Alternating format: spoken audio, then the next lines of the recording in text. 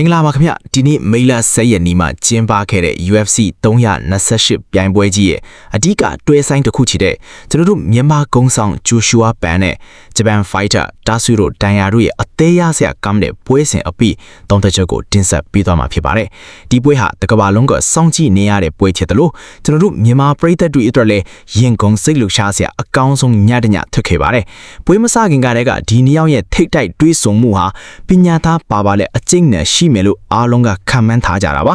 Joshua Ban ဟာလက်ရှိ flyweight တန်းရဲ့ champion fig သူ့ရဲ့ဂုဏ်ပုတ်ကိုထိမ့်သိမ်းဖို့ကြိုးစားခဲ့တာဖြစ်ပြီးတန်ရာကတော့ရှုံးပွဲမရှိစံချိန်နဲ့အတူ champion ကားဘက်ကိုလူယူဖို့ရောက်ရှိလာတာဖြစ်ပါတယ်ပွဲဆစားချင်းပထမအချီမှာနှစ်ယောက်စလုံးဟာတယောက်ကိုတယောက်အကဲဆန်းတာထက်တိုက်စစ်ကိုပဲဦးစားပေးကစားခဲ့ကြတာကိုတွေ့ရပါတယ် Joshua Ban ရဲ့လက်တိချက်တွေဟာတိကျပြီးမြန်ဆန်လွန်းတယ်လို့တန်ရာကလည်းသူ့ရဲ့နက်ပန်အသက်ပညာနဲ့ Joshua Ban ကိုမြေပြင်မှာချုပ်ကွင်ဖို့အကျဉ်းချင်းကြိုးစားခဲ့ပါတယ်ပထမအချီနဲ့ဒုတိယအချီဒီမှာတန်ရာရဲ့မြေပြင်ကစားကွက်တွေကြောင့် Joshua Ban အနှင်းငယ်ရုံးကန်ခဲ့ရပေမဲ့သူ့ရဲ့ခန်းစစ်ပိုင်းကြည့်လိမှုနဲ့ပြန်လဲတုံ့ပြန်ပုံတွေကတကယ်ကိုချီးကျူးစရာပါပရိသတ်တွေဟာအသက်ရှူဖို့တောင်မိတ်သွားရလောက်အောင်ကိုနှစ်ယောက်စလုံးကအပြန်အလှန်ထိုးနဲ့ချက်တင်နဲ့ပွဲကိုအကျိတ်နဲ့ရှိခဲ့ပါတယ်တတိယအချီနဲ့စရုထအချီတွေမှာတော့ Joshua Ban ကပွဲကိုပိုပြီးထိန်းချုပ်လာနိုင်တာကိုတွေ့ရပါတယ်သူ့ရဲ့အားသာချက်ဖြစ်တဲ့မတ်တက်ရထိုးနဲ့ချက်တွေကတန်ရာကိုအတော်လေးအခက်တွေ့စေခဲ့ပါတယ်စရုထအချီအပြီးမှာတော့တိုင်လေးအမှတ်ပေးစရာအရနှစ်ယောက်စလုံးဟာနှစ်ချီစီအနိုင်ရောထားတဲ့အတွက်နောက်ဆုံးပြင်စမအချီကအဆုံးအဖြတ်ဖြစ်လာခဲ့ပါပြီဒီနေရာမှာ Joshua Ban ရဲ့စိတ်ဓာတ်ပိုင်းဆိုင်ရာခိုင်မာမှုကိုကျွန်တော်တို့အထင်ရှားမြင်တွေ့ခဲ့ရမှာသူဟာအမှတ်နဲ့အနိုင်ရဖို့ထက်ပွဲကိုအပြတ်အသက်အဆုံးသတ်ခြင်းနဲ့စန္ဒရှိနေတာကိုသူ့ရဲ့လှုပ်ရှားမှုအတိုင်းမှာမြင်နေရပါတယ်ပြင်စမအချီစတင်ပြီး10မိနစ်ကျော်အကြာမှာပဲ Joshua Ban ရဲ့ပြင်းထန်တဲ့လက်ထိချက်တွေ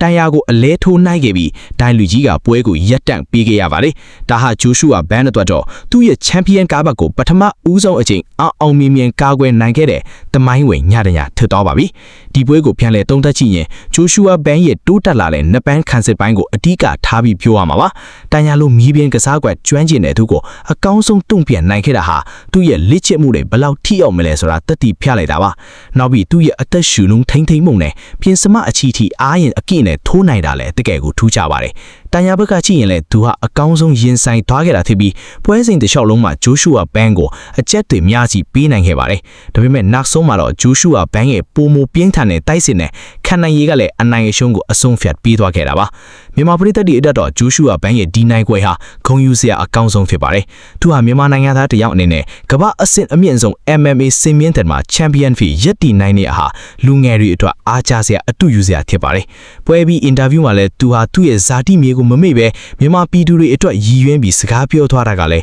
းရင်ထဲကိုထိရှာစေခဲ့ပါတယ်ရှေ့ဆက်ပြီးတော့လည်း Joshua Ban ဟာဒီထက်မကတဲ့အောင်မြင်မှုတွေရဦးမှာတေးကြပါတယ်သူရဲ့နောက်ထပ်စိန်ခေါ်သူကဘသူဖြစ်မလဲဆိုတာကိုလည်းအားလုံးကစိတ်ဝင်စားစီစောင့်ကြည့်နေကြပါပြီခင်ဗျာဒီလိုစိတ်ဝင်စားစရာကောင်းတဲ့အားကစားသတင်းတွေနဲ့သုံးသက်ချက်တွေကိုအမြဲတမ်းသိရှိနိုင်ဖို့အတွက်လည်းကျွန်တော်တို့ရဲ့ channel ကိုလည်း subscribe လုပ်ထားပေးကြပါအောင်ခင်ဗျာအားလုံးကိုကျေးဇူးတင်ပါတယ်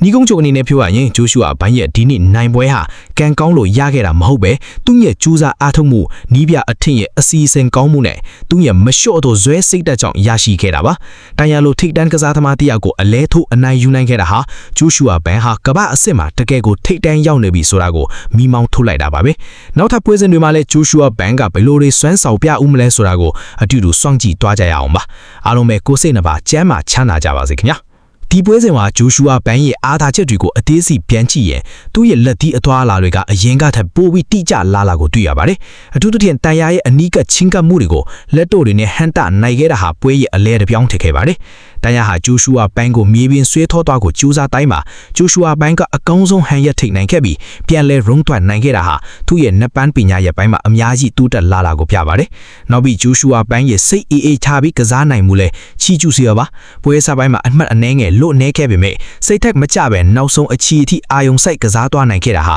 Champion တယောက်ရဲ့အရေးအချင်းပဲဖြစ်ပါတယ်တန်ရာဘက်ကကြည့်ရင်လည်းသူဟာရှုံးနိမ့်သွားခဲ့ပေမဲ့သူ့ရဲ့အရေးအချင်းကိုတော့အားလုံးကအတိမတ်ပြုခဲ့ကြပါတယ်သူဟာ Joshua Ban ကို အကောင်းဆုံးစိန်ခေါ်နိုင်ခဲ့ကြသူထက်တယ်လို့ပွဲစဉ်တစ်လျှောက်လုံးမှာလည်းအကျိတ်နဲ့ရှိစေကုန်စွမ်းဆောင်နိုင်ခဲ့ပါတယ်။ဒါပေမဲ့နောက်ဆုံးမှာတော့ဂျိုရှူအာဘန်ရဲ့ပုံမပြင်းထန်တဲ့တိုက်စစ်နဲ့ခန္ဓာရည်ကပဲအနိုင်အရှုံးကိုအဆုံးဖြတ်ပေးသွားခဲ့တာပါ။ဒီပွဲဟာ2ယောက်စလုံးအတွက်သင်ခန်းစာတွေအများကြီးရစေမှာဖြစ်ပြီးပရိသတ်တွေအတွက်လည်းတကယ်ကိုကျေနပ်စရာကောင်းတဲ့ပွဲတစ်ပွဲဖြစ်ခဲ့ပါတယ်။ဂျိုရှူအာဘန်ရဲ့အောင်မြင်မှုဟာမြန်မာအားကစားလောကအတွက်သမိုင်းတစ်ခုကိုရေးထုတ်လိုက်တာဖြစ်ပြီးနောင်လာနောက်လူငယ်တွေအတွက်လည်းလမ်းပြချက်တစ်ခုဖြစ်လာမှသိကြပါတယ်။အားလုံးပဲဂျိုရှူအာဘန်နဲ့အတူဂုဏ်ယူပြောရွှင်နိုင်ကြပါစေခင်ဗျာ။